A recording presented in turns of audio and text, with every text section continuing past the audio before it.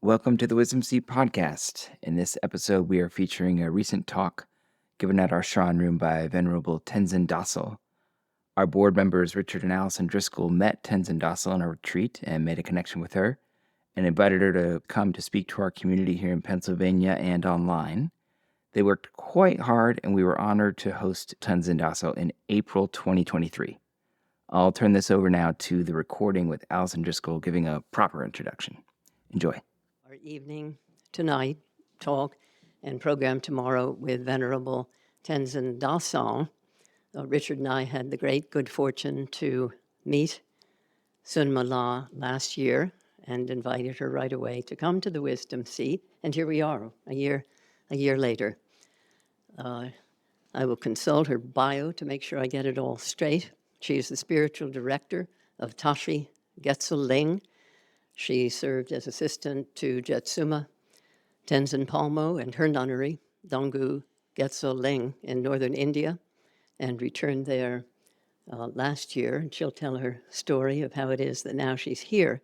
She's a graduate of Bates College and Bangor Theological Seminary, studying and practicing with her root Lama, His Eminence Kabje Khyentse Rinpoche Lobsang Setan, since 2002, and was ordained by His Holiness Dalai Lama in 2017. Tenzin Dasel, she's teaching and leading workshops and retreats in the USA and internationally now. So with great delight, welcome. Thank you. So good evening, everybody. Firstly, I would very much from my heart like to say thank you to Allison and Richard for approaching when we met down at the Shivananda Ashram. They had the idea to organize this, and after a lot of back and forth, as she said, here we are. And all the other people behind the scenes, of course, making this beautiful center possible, keeping it going through their generosity, through their practice, creating opportunities for us to gather. Whether we know Dharma or not knowing Dharma, we can admit this is a beautiful space to be in this evening. So, yes, my name is Tenzin Dasel. My ordained name is Tenzin Dasel. Yes, come, sister. And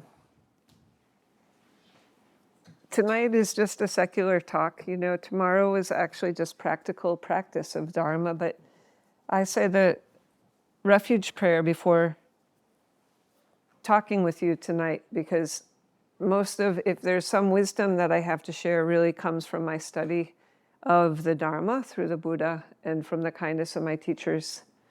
And without their effort, to keep the Dharma, which just means the teachings of the Buddha, without their effort to keep that tradition alive, none of us would really be here, because the people who helped keep this center going, they also met a Tibetan Lama some many decades ago who inspired them.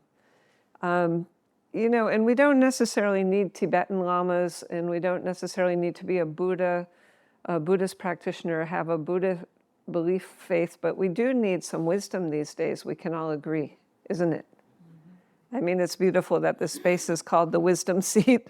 We need like auditoriums of wisdom seats around the world, because very difficult times these days. A lot of confusion for people. I mean, all of us are, we could say, quite in our at least middle age, Kaya exception, but maybe also behind the computer screen, are young people. But, from whatever age we're at, from beginning all the way up through the whole life, there's no point in life that we do not benefit from wisdom and compassion. We all had teachers. We had the good fortune to have education. Even the worst public education in this country is better than a lot of countries where there is no education available. Why? Because we learn how to read, how to think. We start to value, we can judge for ourselves what is really wisdom, what makes sense, and what doesn't. And these days, this becomes very, very important for ourselves, and especially for the younger generation, because in the end, they will have the responsibility to carry on a good life in this world, a good democracy, good participation, humanity, with love, with compassion, with wisdom. But what to do if they cannot find the wisdom, right? So tonight we're talking a very practical finding balance in these troubled times, in the times that feel very difficult to maintain clarity, to maintain wisdom. So I don't know if I have anything really very special to say. I think what I want to really just share with you are these two, what we call these two wings of the bird, wisdom and compassion. And so wisdom means being able to look in our own life, because we might say, oh, we want to change the world needs to change, the politics needs to change, that country needs to change, that person needs to change. But the truth of the matter is we can only really change one. It's not out there. But that's where the eyes are always looking. The problems are out there. No, the projector is in here. The projection coming out like this, coming through the mind, coming out the eyes. Then we see the reality. We see a comedy, we see a drama, we see a tragedy, we see a horror. Everything is the humans creating for the most part, isn't it? 99% of the challenge for the humanity is created by the humanity story. And it does have all those things in it. But the difficulty is if we stop forgetting to remind ourselves, yes, it's not always just a drama. It's not always just a tragedy. It's not always just a war story, a conflict. If we keep feeding on certain kinds of stories, we lose the bigger picture. We lose our sense of humor. We lose our joy. We lose some softness towards ourselves, our humor. I mean, really, if I can't laugh at myself, then I'm in trouble. Of course, I love to be with any brothers and sisters around the world, but living with the nuns and the monks especially, we're always laughing, we're always creating a little difficulty for each other, because that's how we practice, being a little bit rascals with each other. It's okay, it's allowed, because we're helping each other. First of all, now, let's take this like a storyline of tragedy or of like this divisiveness that often the mind goes into. We think a little bit like we, they, right? We often, especially these days in the West, have a lot around politics, opinions about what to do with our bodies, the terms we want to be called, I don't know, all kinds of ideas, really. But if the ideas don't bring us joy and happiness, are they really good ideas? We have to ask. If we're always in division and we're always thinking about ideas that are separating in discord, maybe sometimes we need to look critically to see where we can keep growing. But if we keep looking and all it brings is pain, well, we need some new ideas. Otherwise, we're missing the point of the joy of our precious human life. The human life has so much richness in it, so much beauty, so many opportunities to learn, to grow, to fail, to try again, to succeed, to fail again, to try again. I mean, that comedy aspect has to be there. That kind of adventure aspect has to be there. Our courage, our innate capacity for change. And we can't ever say like, oh, no, now we've reached it, that we've changed enough, or, oh, how horrible, we haven't changed more. Look at all the bad stories from the past, and beat ourselves up with our past stories. We're dissatisfied with the history, with the ignorance of the past generations. It should be better now. Stories are about ourselves. Those beings back then, they were doing the best they could do. So, like the divisiveness yesterday, we were in Massachusetts in a public school, and the teacher asked the students, okay, you have questions for Anila or for the Geshe. I was with a Ladakhi monk friend who's a Geshe, like a PhD. And they were very quiet, so I said to the juniors and seniors, okay, I have a question for you. What's the biggest challenge facing your generation? One girl says, oh, the global warming, the climate change. And Geshe said, okay, that's also a good one. Let's look at that one. How do we come to the climate change? Well, we have a desire as a humanity to keep inventing, growing. So 100 years ago, A little more than that, the Industrial Revolution. We start to create many things. We're very clever beings, building factories, the cars coming online. We want different kind of machines. We build more factories, and that factories need to be powered, so we're creating some pollution. The Industrial Revolution's coming, then more change is coming, more desires coming from our side. We need more goods, products, so we build more factories, more meats. People all of a sudden have money, now they need more meat than before. We were hunting, some thousands of years ago, one hunt, maybe some meat every once or twice a year. They got lucky to get some kind of meat. Now we need 3 times a day the meats, right? So then we have millions. Cows need to be growing and then farting and creating the greenhouse gases, right? So the humans have these ideas, right? The cows are not saying, hey, I want to become your hamburgers. I'm really tasty, throw me on the grill. The humans have that ideal, right? So in that sense, you can see right away there are a few things. The humans' own desires, their own greediness in some ways, our greediness never gets satisfied if we always look outside. A little bit of happiness can come from a tasty food, but then we need another cow or chicken or fish or whatever, even vegan, whatever you could say. If it's always about the food and the wonderful food, all my young friends, even the nuns who take photo of the food, His Holiness the Dalai Lama said, yes, it's like that now, but think about it afterwards. You take the photo then, not so beautiful, right? So we have to see the whole bigger picture of everything that's happening like this. Same with like the Industrial Revolution and all this like pollution. Okay, this was coming up over 100 years ago, all these factories and smoke and all this new driven desire for meat. But they also didn't have the idea of climate change then. So it came because humans started to think, what are we doing? Like if things are changing so quickly, are we having an effect? So we also had the capacity to ask, oh yeah, maybe we need to make some new change now to tackle that problem. But even just changing the technology, it's not getting to the root of still what's going to create the suffering for us. The root is really our desire. If we have unlimited desire to find the happiness through the temporary solutions, we will always have only temporary happiness, right? Isn't it? So, we can solve so many problems from the challenges we create ourselves, but we have to look at the main thing that's the problem, which is this feeling, this wish for happiness and not suffering.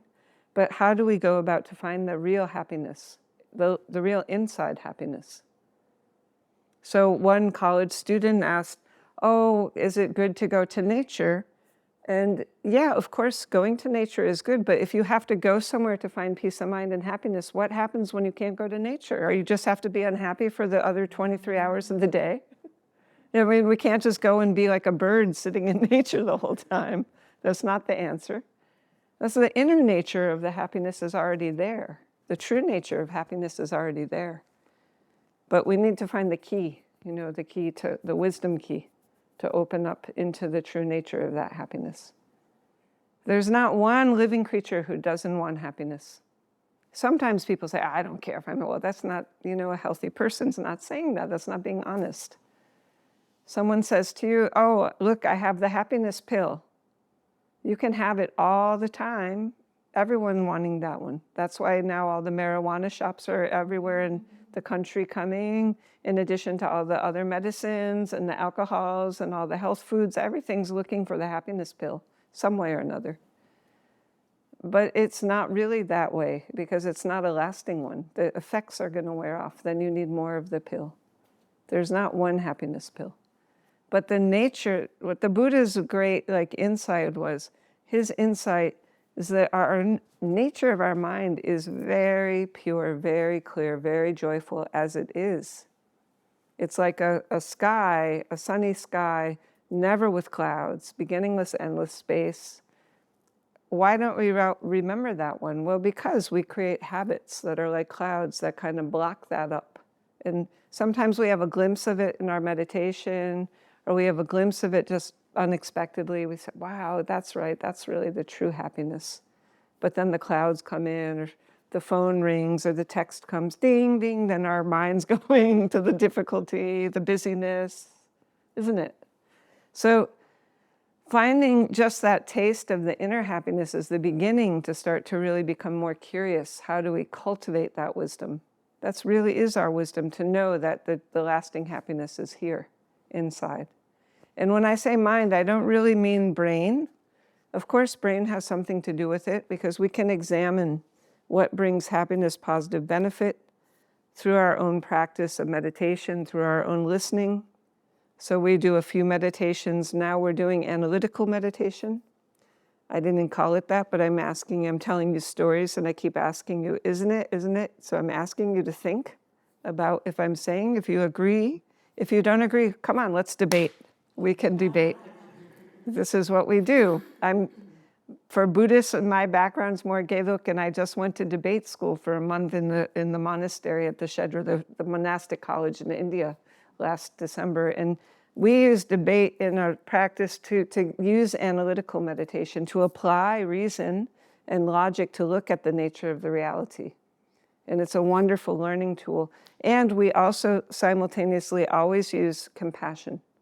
So we're laughing, we're very serious in one way, but we're always cracking up and using joy, because learning is wonderful. Whether it's Dharma learning, any kind of learning a new skill set, learning to transform your own heart and mind by questioning, yes, where does the real happiness lie? And then starting to touch on that, there's joy. It's our innate essence of who we are. That's why, little children, if you go and you look at them playing around on the playground, they can kick each other. I don't know about in the US, but in the Tibetan and the Himalayan cultures, where I'm more with young nuns and monks, they play really hard and they run around and they tease, and then they'll be a little rough, and then one will be like, and then ha ha ha ha, ha, and just tickling, laughing and running away. Even the older kids they play rough, but they don't take it personally. That's the thing, So often what happens is we do take things so personally that we develop habits of seriousness, of difficulty, of divisiveness. Of course, our media is very interested in selling us very dramatic stories. Most of the people who speak on the media, yada, yada, they're like gossipers, gossiping. So you wouldn't listen to those people. My own way I think of it is, I didn't like to hear the gossiping in high school, so I wouldn't hang out and watch those people on TV, pretty much it's kind of come to that. But I read the news and I think about it. I don't listen to the voice, because I don't want to be influenced by their slant of how they're going to tell. I just read, and then I read different sources, because I think it's important to know how different people think about different things. We're very different people. We're going to have a different perspective. And sometimes it's very funny in a very, sad and socially demented sort of way, but still there's humor. And sometimes it's very tragic and sad and very, like, wow, what happened there?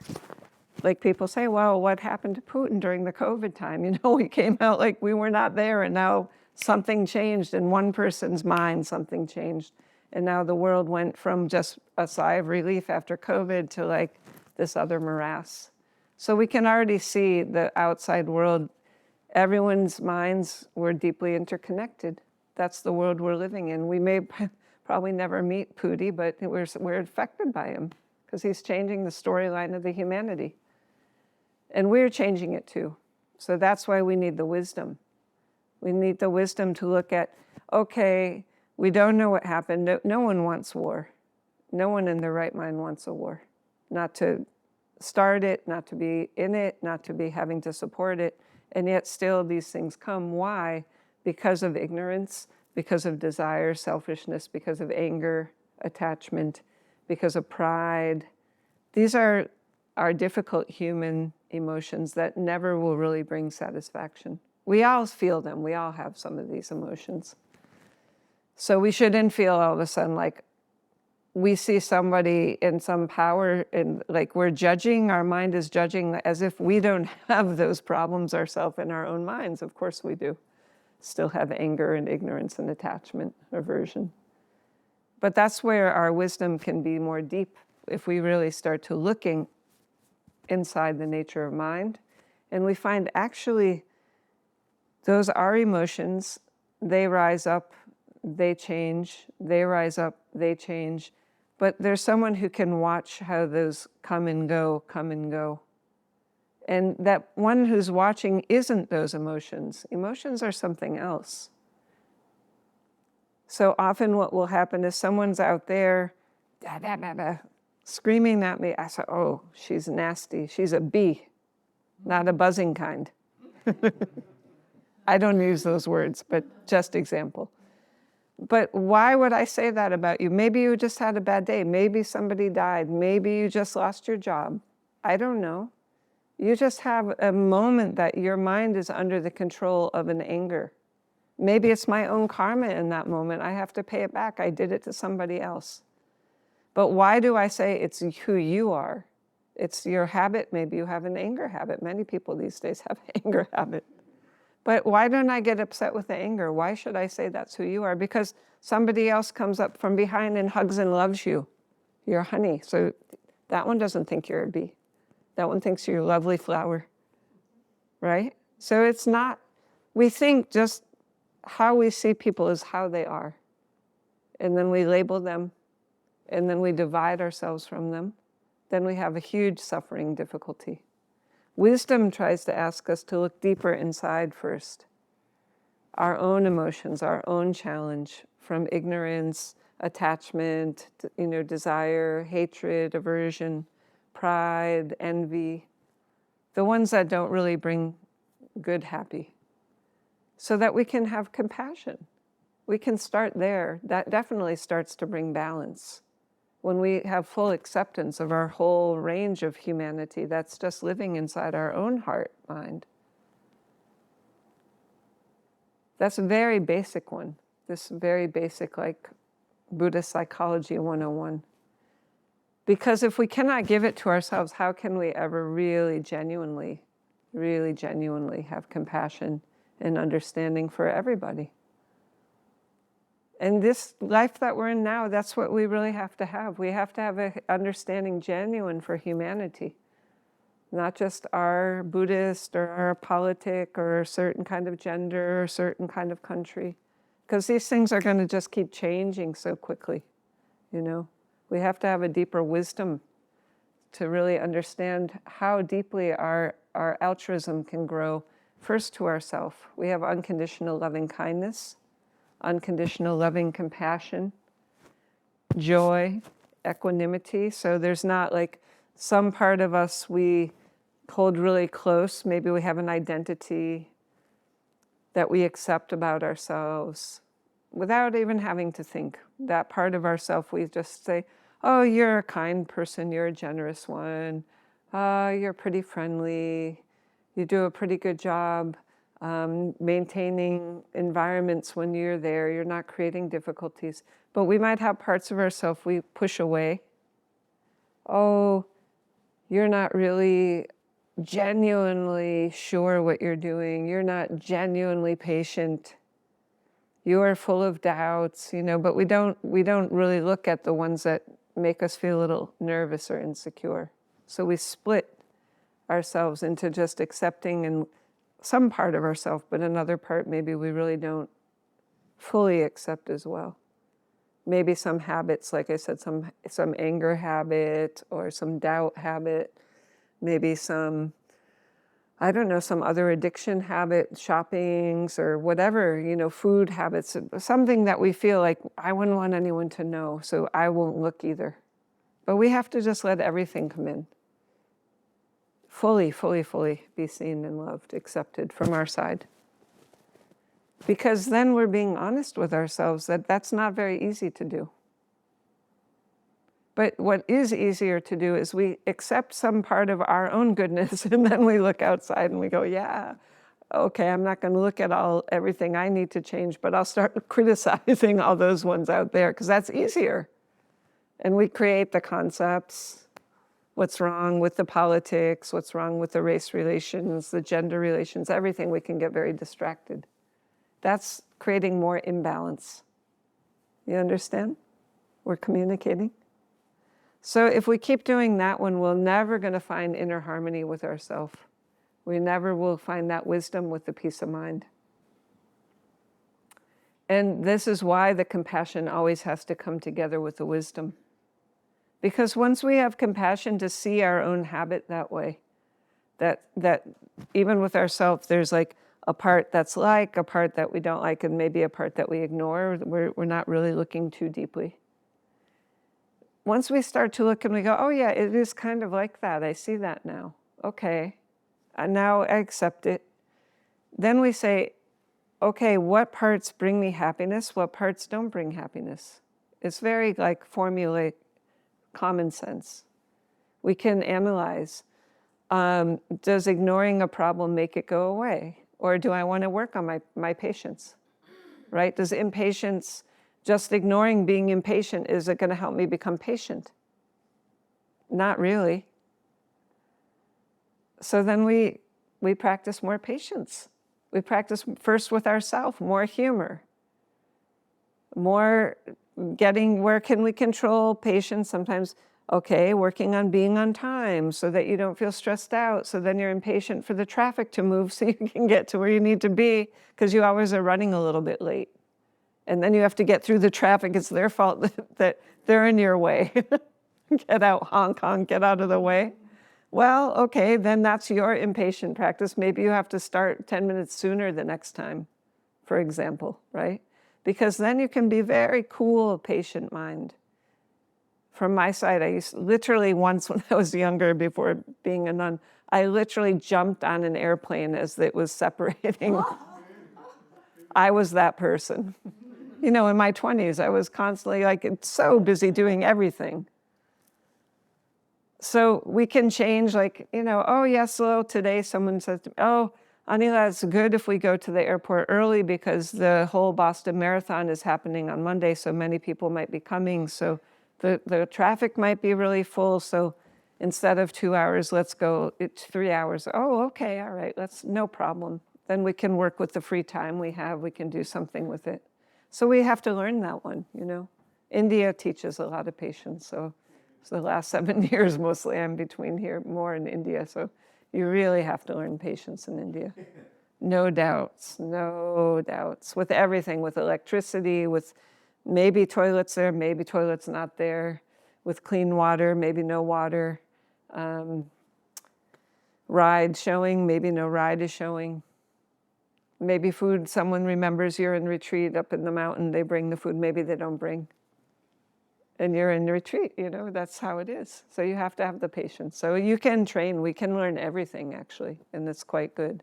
So we need to bring some difficulties of our own habits closer to us so we can have joy and we can say, don't ignore them, now we can transform them. And to the point of patience, then we need a kind of an enemy outside to help us learn the patience. If everyone's just lovely to us all the time, and they say, oh, Anila, don't worry, you're late. That's just nice to see you. How can we change the habit? Or if someone says, oh, what is that, you know? How can you have a genuine open heart patience with them not knowing? Like today in the airport, I walked by so many high school students ready to go off on a trip. And I thought, yep, it's a big world. You're going to see a lot of things stranger than this. Yeah, it's fine. It's fine. Or like in Asia, I'm always kicked out of the bathrooms, the female bathrooms. I know right away they're going to say, oh, this is the women's bathroom. And then I turn and I say, yes, my mother gave birth to a baby girl. And then we all laugh, you know. I don't have to get angry with that one. So we can always work like that. If we're thinking about being kind to oneself, then we can offer that kindness to others, and especially in a moment where they feel very embarrassed, you know. Because if, like the moment with the teenage students, like they really wanted to look, but they wanted to look quietly, but I just look at them and smile. And then they kind of shocked and smile, you know? So they don't have to feel embarrassed to be curious. Of course, they're going to see many interesting things. And they don't see like a Buddhist nun or monk somewhere in the US much. And the little Asian ladies, they don't see, you know, someone like 5'8" tall who's a female, really, in Asia usually. It's short. Even the men often quite short. So we can joke about these things. And it makes everyone feel very calm. In the airport in India now, it's like all the military also, you have to go through the checkpoints, and they have male, and just one row for the female. Not many women traveling there. And every time, sir, sir, sir, these big military army guys, I say, madam, madam, madam. And that, oh, sorry, madam, hands to heart. I'm not, and then we're laughing, that's the point, it's the joy. So I think it's really important these days that we remember this comes from the wisdom and compassion, and especially you care for yourself and you'll be patient and gentle with oneself. That creates more inner balance in the world that is itself always going to be a bit off kilter. I think it always has been that way and it will be that way. But our own mental attitude can create the stability. And especially if we really care about putting others' minds at ease. Because I'm one, of 8 billion. Just one is such nothing, really. And without the 8 billion, I don't want to be one on an island somewhere. I want to be with the brothers and sisters. And the kitties and the doggies and the birdies, everything. I want to be with the life. I don't want to be one with just the computer screen in fear, not going to Russia, not going to different parts of the world. I don't know, how it's going to be. I want to feel I'm one of the 8 billion, and this planet Earth is all of our home. So we have to develop that kind of thinking, oh, I want to go there because I want to be with those precious brothers and sisters, and be with them in joy and love and compassion and share wisdom with each other. Understand, have communication, have connection. This is really desperate. We need these days in the world. So, of course, there's practice to do all the time. That's why in Buddhism we call it our practice. Someone asks, well, what do you say? Do you pray? Are you only meditating? No, we're always practicing. There's never a time you can't practice. And it's rarely like here, This is like only a little time during the day. Even for nuns and monks, we're not mostly here. We're in motion. So that finding that inner balance means we're able with our own joy, compassion, wisdom to check up on our own mind, to keep coming back little few times every hour. Oh, how is my mind? Where is my mind? What's on my mind? You can do it when you're eating. Sometimes just put the fork or the chopstick down, just tasting the food. Oh, where's my mind? Is it with the food, or is it thinking next after the meal? And just keep bringing it back. Mind training, and that's nothing to do with being a Buddhist. That's just a practice we can do as a human being. And with that, you become softer, you become more compassionate, more understanding that it is a bit difficult to do, but you're lucky you've heard a practice you can do. Think of people who have they don't know what to do. They have no training, they have no guidance, no wisdom, helping them think about how to create that inner happiness, that compassion, looking with wisdom, encouraging. Then we can become very convinced that we can truly be there for each other, for the others. Because when we can do that, our own self, we're benefiting, automatically benefiting. No question. No question. Especially in those moments when people's minds are so disturbed, it's not the people, it's just their habit. Maybe the little ladies in Asia, they think there's some kind of weird thing happening there. They don't know why a monk is there in the bathroom with them. So in that sense, it's more my responsibility right away to calm them down, to put their minds at ease. And that's no problem. And the same with the military guys. They're just not really checking. They're just going off of a stereotype. Oh, tall, athletic, bald, get in the male line. So in a way, it's like you're helping them open their minds as well. Oh, they never saw that before. Or sometimes I walk through and I see someone and I go, hey, we've got the same barber. I see a big guy, I don't know. He's liberal, he's conservative, I don't know, I don't care. make a connection, and it always makes a little smile. So that's the way I think to practice just being good human being, good human being. Forget even following the Buddha Dharma or something like that. It's really learning to live in the life with peace and with love. And the Buddhist part, because we use the wisdom of looking deeply at selflessness and what is reality and what ways using your body, speech, and mind create happiness for oneself is by creating it first for the others. Because we do a lot of analytical meditation. Oh, I'm only one. Others are 8 billion. Why would I care just about this one? Those many 8 billion, they're really responsible for this one's happiness. So we analyze, Even this body, did we get this body from ourselves? Did you get your body on your own? No, we had to get from 2 parents. Even if we're like from the sperm and egg in the petri dish, still we need that. Those people doing that together, them putting inside, and the mother carrying. So many beings into even one life, we can't even count it. The kindness, of course, of our mother, she's caring for the 9.5 months, but all the people, the food she's eating, growing the foods, people helping her, the hospitals, all the people making our clothings, making this lovely building. I mean, we can't even count all of our happiness without needing anything is already shown. It's so connected to the others. And it doesn't matter. Sometimes people say, oh, but Venerable, we don't know them and they didn't mean to make us happy. How even much better than that? They didn't even have to try to make us happy. We didn't exert or ask them for any happiness. They just gave us the happiness, isn't it?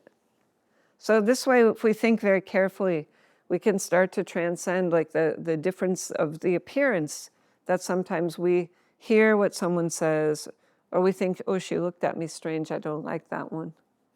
If she's thinking about something else, maybe she just got a medical news that she's got to schedule an appointment for, and she's thinking, oh, I hope it's okay.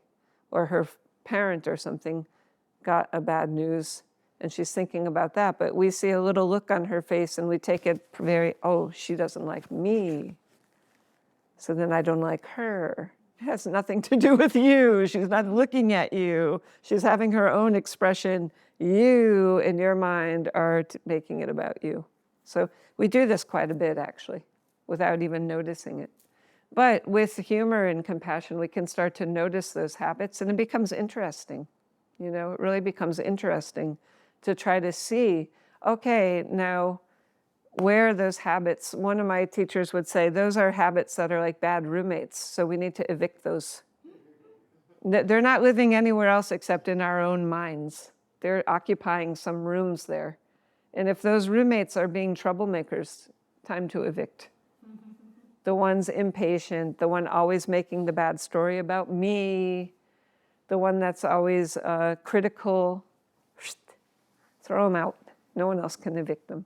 But we have to start to notice that they're really the troublemakers, that they're not bringing us happiness, they're not bringing us peace of mind, they're not qualities that we want to keep around and live with. Yeah. So this is also wisdom, so it means unplugging from the news of the rest of this unbalanced world that we often put so much attention to, and staying just with our own experience throughout the day, throughout the night, paying attention to our dreams. We can start to at least remember some dreams. How many people can remember dreams sometimes? Yeah, I'm not saying dream yoga. I'm just like, but see, your mind is present in your dream state. Where's your body? You don't really see your body in your dream. You see your body lying in your bed dreaming the dream? No, I mean, you might have a dream body. You might have some form, but it's not the same identity as your physical form. So our minds are constantly active. In our dreams, they're active even if we're a little bit spaced out. There's some thoughts maybe. They're active when we're moving, driving. Maybe not so much on driving, but many other thoughts might be coming. So We just start to get curious and watch the mind a little bit. We wake up, notice the content of the dream. We feel really good with the dream. Why? What happened in the dream that we felt good? Well, probably something virtuous or pleasant. If we feel a little bit woke up from a bad dream, usually something scary, something non-virtuous has happened, something threatening feeling, right? So we can start to notice about how the mind is easily creating the emotions connected. So once we start to notice that, we can start to know our own habits. We all have different habits. And we have to decide for ourselves what brings the happiness, peace of mind, the stability, and what doesn't. And then we can start to cultivate those habits. The same with friendships. You know, sometimes we have to lose some, literally not just our inner friends or our inner troublemaking roommates. Sometimes in our life we have to decide, you know, someone in Maine shared with me recently, hey, I knew this friend from when I was younger and a lot of time windsurfing and kind of kept connection, but over the last few years, his anger habits become so strong. I don't really trust to like have him around my wife and my teenage daughter because of this, you know, maybe swearing, I don't know. He didn't go into it, but the anger is so tangible. I said, yeah, well, you know, sometimes we cannot keep friends forever. You know, friend can become a stranger can become an enemy can become a friend. It changes the label. But I said, you can keep him as your friend, but maybe if you're a good friend, share with him, you know, these habits are making it difficult to continue the friendship. And he has to decide, that person, if he wants to change how he's using his speech or if he's able to do that. But it doesn't mean we just keep presence of people in our lives just because of an old habit that we always said they were a friend. They should have qualities also. They should have honesty qualities to be good friends, have calmness, body, speech, and mind, have good virtues, speaking nicely. Yes, okay, maybe occasionally they need to have an F word or whatever, but not every other word, especially around your teenage daughter. You know, you should be careful with these things. So we have to check carefully, you know, and then maybe sometimes people decide they don't want us to be the friend. They don't like this appearance. It's too extreme. What is Buddhism? Oh, I don't know what that is. So, okay. Then we can practice. We genuinely have love or not. Genuinely have loving kindness, altruism, selflessness. Because in Buddhism, that's what we're talking. This love is saying, I love you and I want you to be happy. If that includes me, that's wonderful. And if it doesn't include me, I still love you and want you to be happy. That's a real true definition of love. And then if the friend or relative, you don't have any problem, but that for some reason they don't want that friendship anymore, you still love them and want them to be happy? If you don't, that's where you have your work to do. You know, it's as simple as that. And really, we should wish that for all beings, because they're just like us. They want happiness. They don't want suffering. It doesn't matter what politics, what political troubles, what financial troubles, what war troubles. They're a human being like us also. And some have much harder habits, more confusion. It also doesn't mean we should just accept the aggressions and everything else, but it means we should do what we need to do still with wisdom and compassion. Not just with retaliation, not just with anger, not with malice. Then we're maybe even worse than that aggressor, right? If we can't rise above with wisdom, compassion, clarity, with it still maintaining the human dignity for that one. Because obviously, these days, many have lost the human dignity. They're willing to be in the confusion. I don't say willing, but they are already in the confusion, thinking that the body, speech, and mind actions don't matter. But of course, they will come back. They will come back. The karma is there. Karma just means action. And it may not catch us in this life. It will catch us eventually. Generally, it does catch up to us quite quickly these days. So it behooves us to think for ourselves first, my body calm, my speech pleasant, That's a reflection of a good mind, and that we can do. My teacher from India, from Ladakh, he was coming to this country a long time. Now he's in his mid-80s, so he maybe is going to come next month, but he's not coming and traveling much anymore. But he would say for years in the talks he would give, he loves Americans, but he said the thing is that in America everyone is so outwardly focused. You like to shower in the morning. You'll go to the gym, shower after the gym, and then maybe before going to bed, shower again. He said, but no one here knows how to take the inside shower. We say, oh, Rinpoche, what's the inside shower? You sit down for 10 minutes in the morning and think, is my mind clean now? My speech is going to be pure today. My heart is shining. My body is in control. Like that. You take an inward shower for those minutes. Maybe more beautiful than the outward shower. Yeah. So that's very good advice because people, they're not going to remember what cologne you're wearing or if you took a shower or not that day on your physical body. But if you smile beautifully at them, they'll remember that one. If you held the door for them or helped them with something, they'll notice you very quickly. If you're very patient and you let them go ahead of you in line, your inward shower smelling very beautiful to them, they're really appreciating. So we have to look carefully these days what we are doing with our body, speech, and mind. What are our habits? Are they really wise habits? Or can we, sharpen our wisdom sword a little bit? See where we can make different decisions, what to leave out, what to cultivate and bring in, with compassion, with joy, with humor. This we can do. This creating a very good stability for us. Then our own ethics are there. And we definitely need ethics. So in Buddhism, our foundation of our practice is the ethical practices of the body, speech, and mind. Non-harming, that means first to oneself. That's why the bad roommates have to get evicted. We have a critical voice, yada, yada, yada, not good enough, da, da, da, da, then evict. Then we check our speech. Well, I taught high school in Hawaii. I had to ask for a transfer after 1 year because I couldn't hear the language anymore. It hurts the ear to hear the children, ways they're speaking sometimes. Thinking it's cool, like protecting, using swear words, thinking that's a tough, cool way, adult way to be.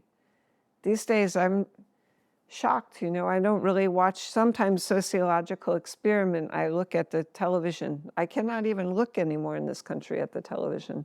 It's too shocking how degrading the things are. And I think very sadly for the young children exposed to that one. And I'm really not a prude at all. I definitely had a good time in my 20s in Berlin and living in the world. But I think that has nothing to do with just not caring at all about how your actions of body, speech, and mind do influence others. And what legacy are you leaving for the younger generation? So children these days, they can see anything on the internet, anything on the TV. Big problems the mothers have, catching this children looking at the pornographies. That's very sad because, the body's a beautiful thing. It's not through the pornography, not the right way to get a good body connection. Yeah, so we need more wisdom and compassion, and we need to check ourselves to be able to be very beneficial for the others. Not judgmental of the person, but of what brings the happiness, the habits, which place our mind goes that creates the happiness, creates more wisdom, more investigation, more compassion, in which place our mind goes that creates more division, more ignorance, blaming others, saying that certain classes of people or politics or situations are not worthy of their full humanity. Of course, everyone's worthy of the full humanity, but it's the actual habits, which afflictive emotions don't bring the goodness and happiness for every oneself and others. and which ones do. That we can see very clearly. If you have in a room just humanity somewhere, let's say babies, because they don't have politics, they don't have big thoughts, just babies. And they've done a lot of research with neuroscience. And they show babies who are pre-verbal, a little cartoon. They're doing this out at the University of Wisconsin with Richie Davidson, who's doing a lot of neuroscience research. The babies who see the little cartoon characters helping each other do a task, they're like giggling, happy. The same babies, the next time they show those little cartoon characters fighting over something, the babies are crying right away. They're totally upset. So it shows, it's proving that we are wired for the compassion as who we are as humanity. We are just innately in tune to goodness. And we rejoice in seeing that, even if it's just little cartoons that these babies can respond to.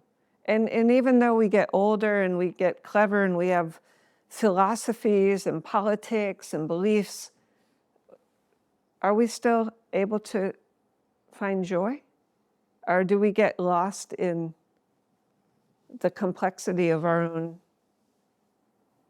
systems that we've created through just thought?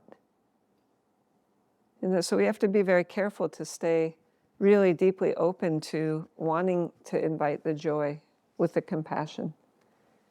Staying more back in touch with innocence, with some simplicity of enjoying, like the beautiful warm day today or all the flowers. I said it was interesting because on Wednesday I started in Maine, so the buds are just getting green on the trees. A little bit of like the crocuses just came up. Then we went down to Cambridge, Massachusetts for a few days. Now the leaves are coming, the flowers are there. Then today we came into Philadelphia, everything's blooming, you know? So you just enjoy that whole process of what's going on. And we can enjoy our practice, whatever we say, our Dharma practice, like a lotus. A lotus is this beautiful flower. I think you all know what it is. But in India, has anyone been to India? So in India, the lotus, there's many like swamps and ponds, and even in Sarnath, near where the Buddha gave the first teaching of the Dharma, very swampy, dark waters, but all these beautiful, bright pink and blue lotuses will come up out of this dark, murky water, polluted water. You know, there's a lot of pollution in India. How they do it, I don't know. Literally nothing should grow in that water. The scientists have come from the West and measured the pollutions per cubic millimeter. The Ganges in that water in that area in India are thought to be the most polluted in the world. And yet still life comes. And so we use this as a metaphor that the morass, the difficulties of the society, of the different kinds of lessons people are here learning, the different ideas, it's a little bit swampy and murky. We call it samsara. It's the place where things are really mixing in from ignorance, from attachment, kind of selfish attachment, desire, from anger, hatreds, jealousy, pride. It's kind of swampy and dark.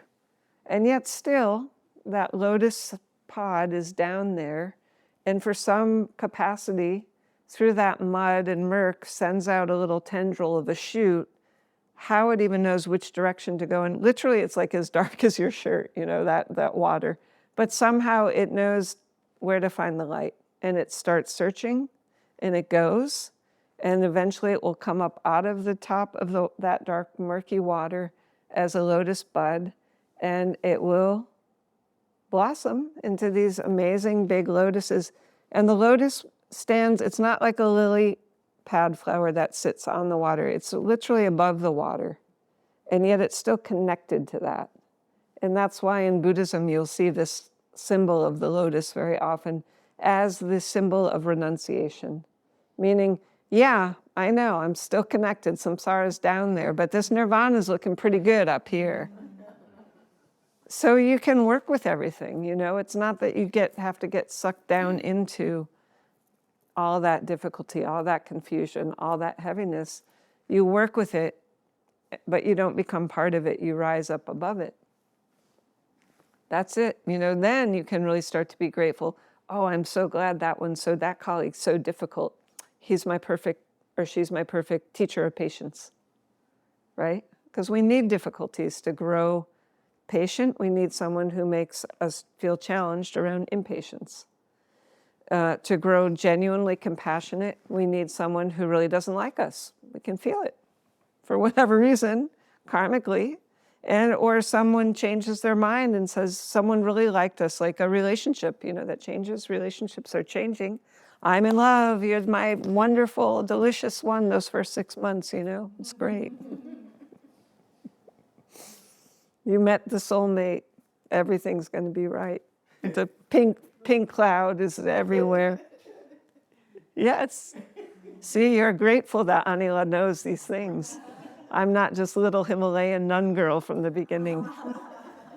But after those first 6 months of glory, reality sets in.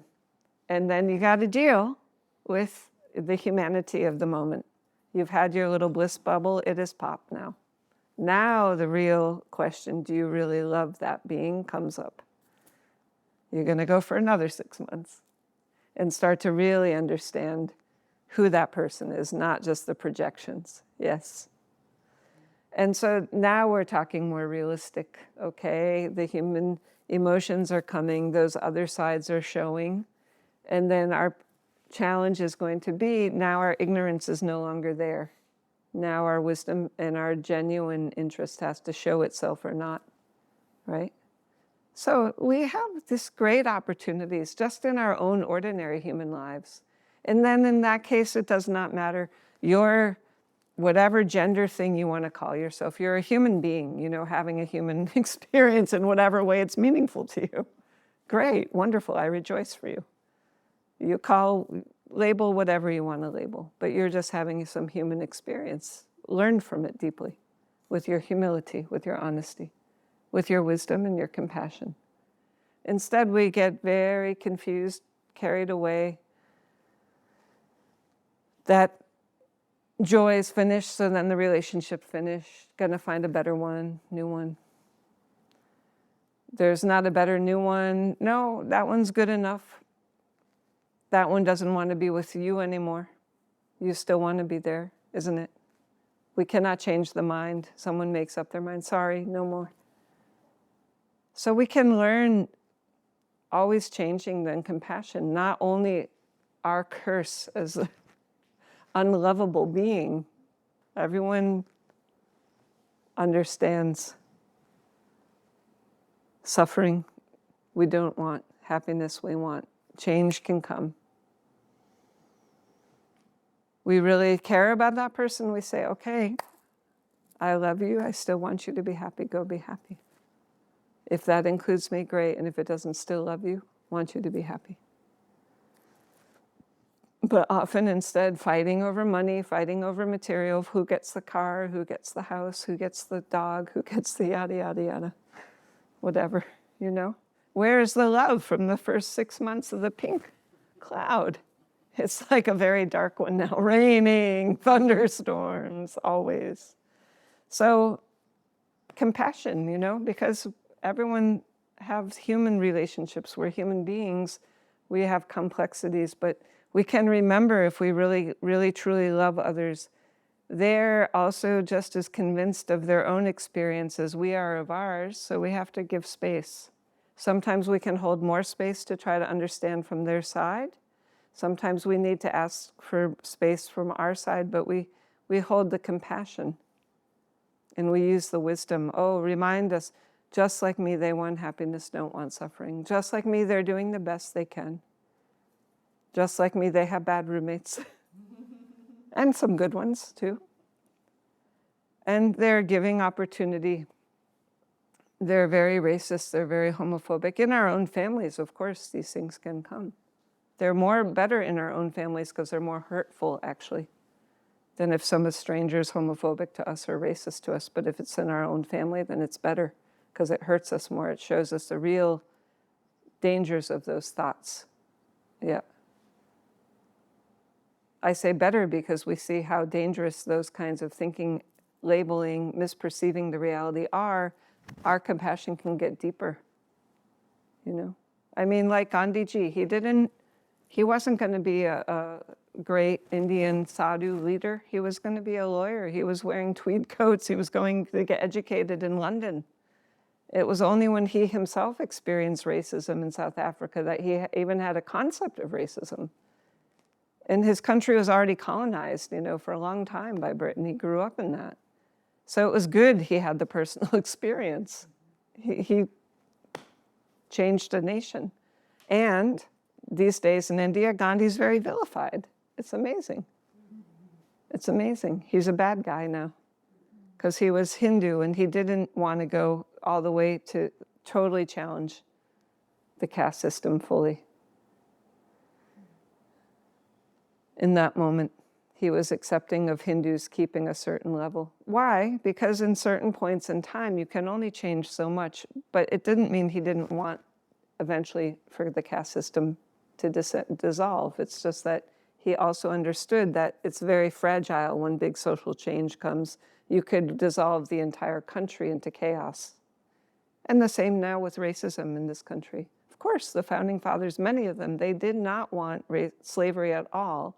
But the project they were involved with right here in this place was so tenuously fragile and powerful, they had to compromise to a degree to put that good work off into the future for some other better generation to take care of and finish up. Of course. So if we lose our wisdom, if we can't see the long vision that we're involved with constantly growing, transforming, that it takes a lot of patience, a lot of courage, a lot of compassion, a lot of altruistic love. If our young people just get so upset saying, like, look at this world, you guys messed it up. Why do you have the climate change? Well, thanks for that inheritance. Why do you have racism? It's horrible.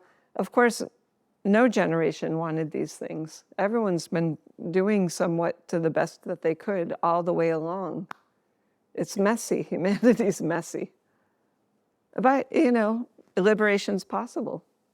What if the lotus just said, this mud is messy, I'm not going to even try? Yeah, I might have a beautiful lotus inside, but oh well. It's too dark, too muddy. So I just expect better of us, frankly speaking, as humanity. And with Buddhism, when I found Buddhism, it's like, yeah, and I believe we all are Buddhas in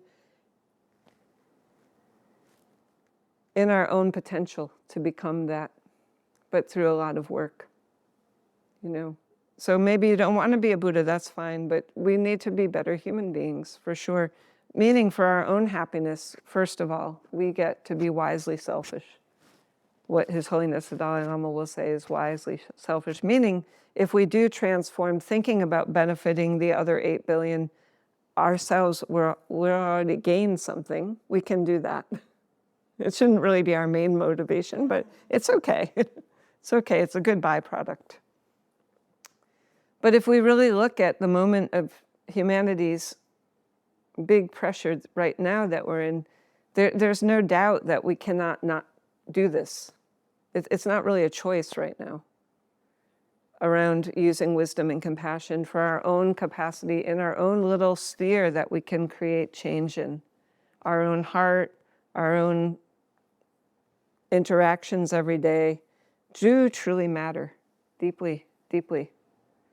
It's not really, it's a myth that we think politicians or something are going to make the world better. Look, sometimes yes, but it's the people, especially in our country. It's we the people, not me the people. And so I think this part of Dharma that's really the Buddhist teachings to develop more capacity of stability in uncertain times, to find the inner balance, is once we find it there, we can take that everywhere. We can not, I'm saying not, you don't have to go to India and become a nun or a monk, it's not like that, but you can take it anywhere in your society. You can take it into your friendships with your family members who think differently.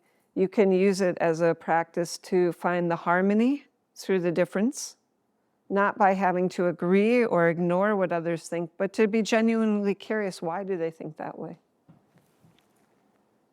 You know, if we were in their circumstances with exactly the same causes and conditions, we ourselves would think that way. His Holiness the Dalai Lama has often said, if I were in China and I hadn't been born in Tibet in the time I was born in that family, knowing my role to become the Dalai Lama, if I was born a little further north in Beijing to a working family that had just barely managed to stay alive and not starve from the starvation and the famine, I also would have signed up to go liberate people who I was being told were being oppressed in their feudal society. I also would have wanted to liberate Tibet. And people sometimes don't hear what he's saying, but he's saying, if you're in a certain place because of your own thinking, your own mindset, that is going to influence your body, speech, and mind. And maybe you're not even going to have the opportunity to think about why that is. I mean, I was always quite shocked by that because my own mind, since I've been young, was always like, why? I mean, probably it was good that I said that because it gave me confidence, you know, as a young girl. But that was a very specific, you know, privilege in a way that I had to be born in those circumstances in Western Massachusetts and having parents who were teachers and growing up in a place where all these amazing colleges were, and that was encouraged. But doesn't mean every girl who was born in 1966 thought that way, not at all. And so, you know, if we ask ourselves why, we also can then say, why not? You know, why is it this way? Why can't it be better? And then what can I do about it? Or why does this part of so-and-so's personality drive me crazy? It's just their opinion about something. It's not who they are.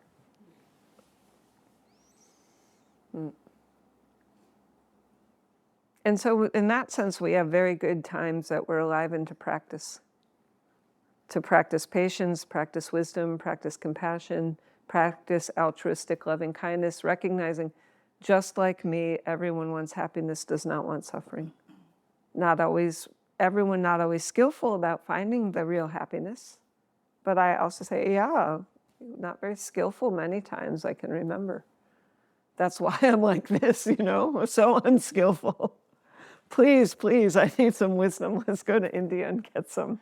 Meet Jetsunma and meet the young nuns and the monks that are really already like, you know, I say my little brothers and sisters.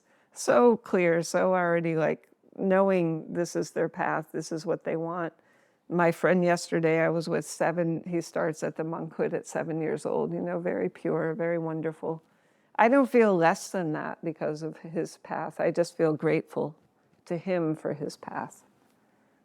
And so it's like that. It's not really that there's anything to really compare or contrast to. It's just if you see qualities and you know, oh, I have things I want to learn, go find some good teachers to help you. Find some good community to help you grow. Or if you don't have it or find it, say, I want to help create that.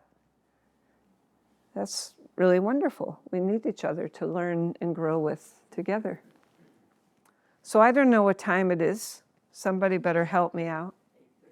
It's perfect time to segue to the questions. Okay.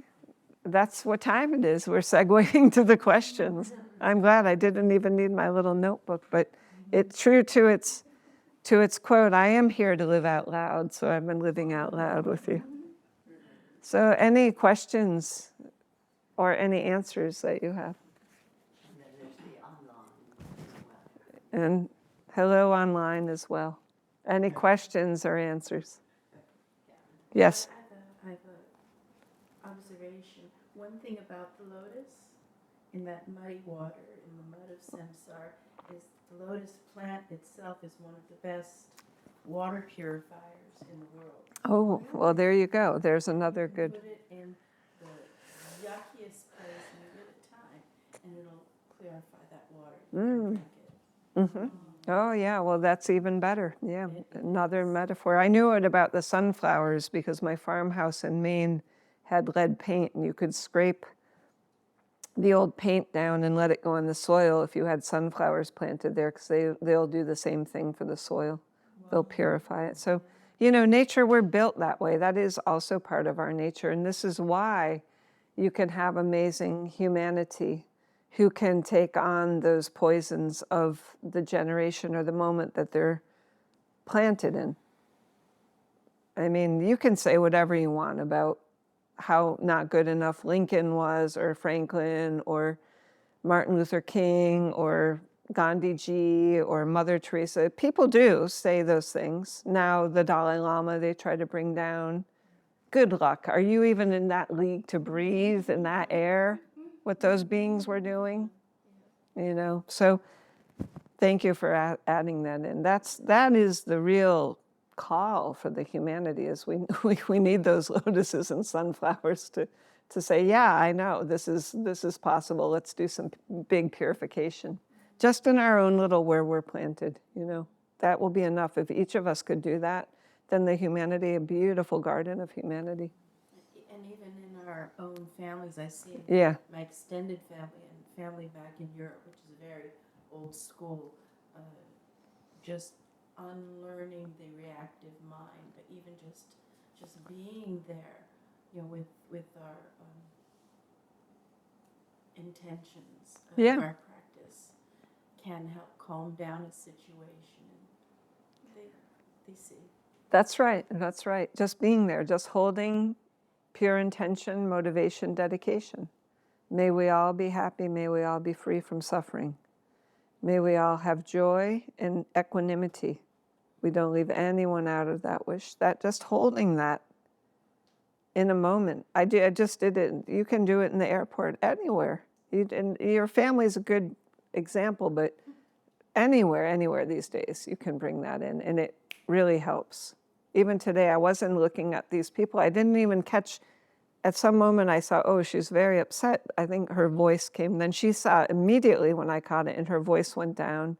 And I was not looking, like I'm not going to judge or make people uncomfortable, but her voice immediately went down, and then their conversation ensued. And then I started doing this, what I just said, 4 immeasurable qualities. It does, it changes. Pure motivation. Yeah. Tsunma, last month when Rich and I were traveling, I found myself when I was first on the plane, and people are coming aboard, and my mind is going, well, that person has too much luggage, or what's this one got? And then I just stop, and may you be happy, may you be at peace. And by the time I was bored,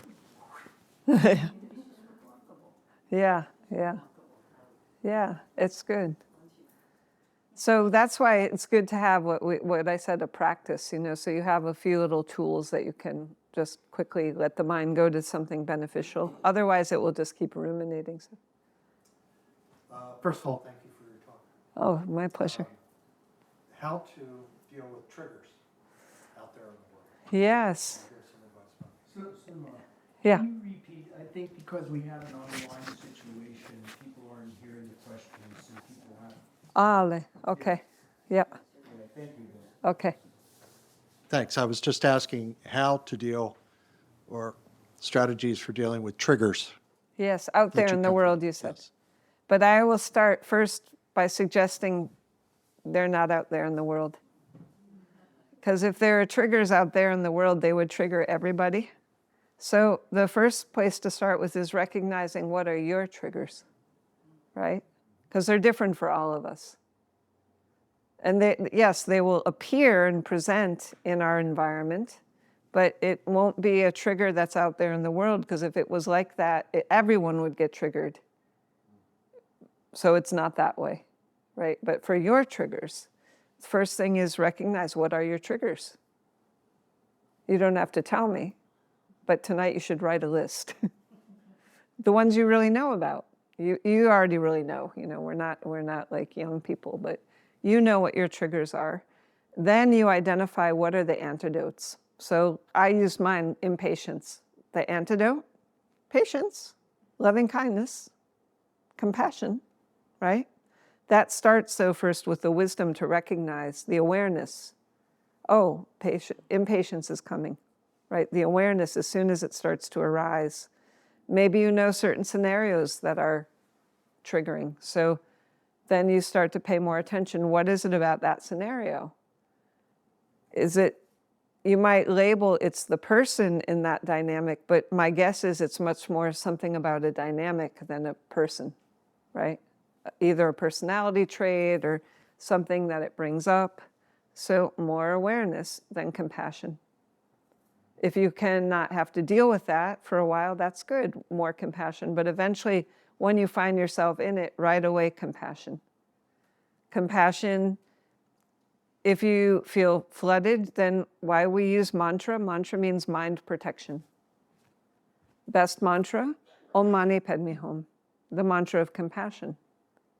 Om Mani Padme Hum just means hail to the jewel in the lotus. And the jewel in the lotus is the wisdom and compassion together.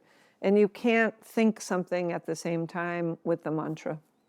So you use a mind protection, and it tends to help you cool yourself up. Clear. You know, triggers tend to flood us with emotion. I've recognized now Americans are very emotional thinkers. Asians are very logical thinkers. That's why it's hard sometimes. We don't understand each other. They seem very cool and being a little stereotypical, but I'm saying it more from living with the Himalayan Tibetan practitioners. And they won't really go into the emotionality very quickly. And that's what often will trigger us, is an emotional response. Right? So just that is good. Thank you. Pleasure. Anything online that people are asking on? No, not yet. No? Yes? No? Okay. Can you share a little bit more about the seminal points in your own path, Tsunma La? The 7 points? Seminal point, you know, Oh. where you, what led to here you are Oh, at well, middle age. you know, suffering. But the Basically. inspirational moments. You know, really, it started there.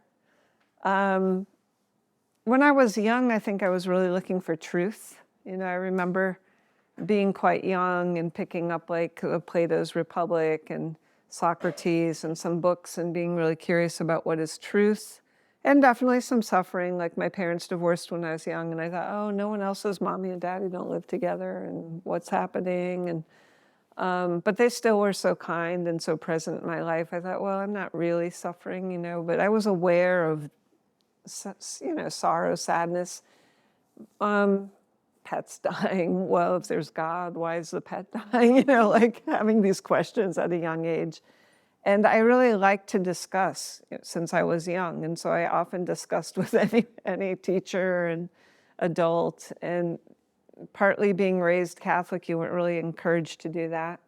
But I had really good Italian nun friends, and they always encouraged me, yes, keep discussing, keep discussing. And then as I got older, I recognized, this won't be a path for me. I love Jesus and many things, but you know, if you cannot use reason and rationality, I just couldn't go further on the theistic path. Because I was like, if there's really that, how could it have been this?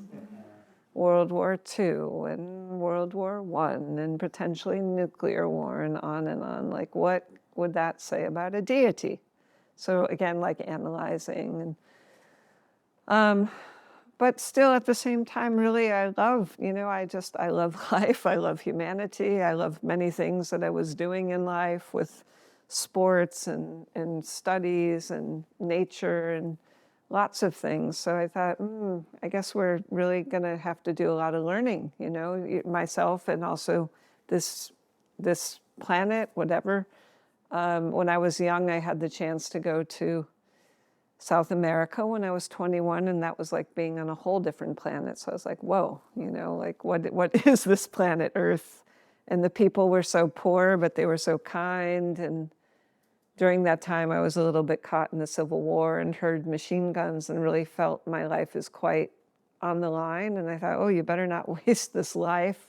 A friend of mine had died in college very suddenly in Rome, mysteriously. So I also, and another relative, so I also thought, wow, you know, we really could die at any time. So, you might have a little bit of fun, but don't take it too easy. Like, you know, show up to it, because how long do we have a life? We don't know.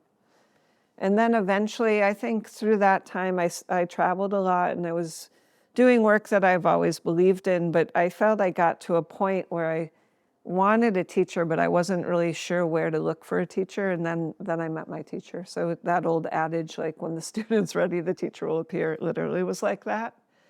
And I guess why Tibetan Buddhism was, I thought, wow, the Tibetans and the Himalayan people, they have a pretty hard, rough life, especially the Tibetans as refugees, but they're so genuinely happy. They must know something that we don't. And so I just decided, when I met my teacher from India, slowly just to study with him a little bit, and I was a graduate student then, and I said, oh, I've never been to India, but when I was in Hawaii after 9/11, I was teaching in the public high school, no, not that first year in the high school. By that point in the class 6, I didn't really know what to tell the kids, because on the big island of Hawaii, they've never seen a high rise. And I thought, I'll just teach them to meditate, just to ask what questions are in their minds of what happened on 9/11. So I taught meditation on 9/12, and all the teachers and the principal at the high school said, at the middle school said, yes, anything we think we can do to help them make sense of this and ourselves, we can do. So I really felt I could teach meditation, just breath, easy meditation, and then sit and ask the students, what did you do yesterday? Because on the big island, all the schools were closed, but the teachers had to report to school. And I kept thinking, oh, they're just home watching this on TV over and over again. And yet they've never seen the high rise. Like, how do they know it's not Die Hard? They've all probably watched Die Hard many times. How do they make sense of the reality? So that's what I wanted to know. And I wanted them to really, you know, that's a big thing to see and to feel. Like, I wanted them to get to their question, why would people do this? Which they got to really quickly.